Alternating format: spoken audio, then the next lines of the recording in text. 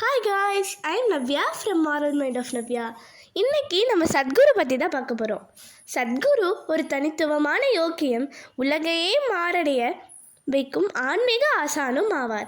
அவருடைய வார்த்தைகளில் இருக்கும் ஆழமும் சிந்தனைகளில் இருக்கும் தெளிவும் மனிதர்களின் உள்ளத்தை தொடும். ஈஷா அறக்கட்டளையின் மூலம் ஆன்மீகம், கல்வி, சுற்றுச்சூழல் மற்றும் சமூக சேவை ஆகியவற்றில் அவர் செய்யும் பணிகள் உலகளவில் பெரும் தாக்கத்தை ஏற்படுத்தியுள்ளன. ஆதியோகி சிலை யோகாவின் முக்கியத்துவத்தை நினைவூட்டும் ஒரு பெரும் அடையாளமாக திகழ்கிறது.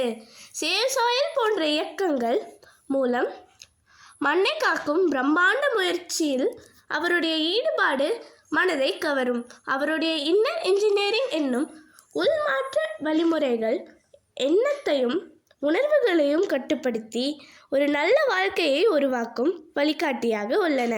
சத்குருவின் வாழ்க்கை, அவரது சொற்கள், அவருடைய அமைதியான பார்வையும் ஆழமான சிந்தனைகளும் இன்று பலருக்கு உந்து சக்தியாக இருக்கின்றன.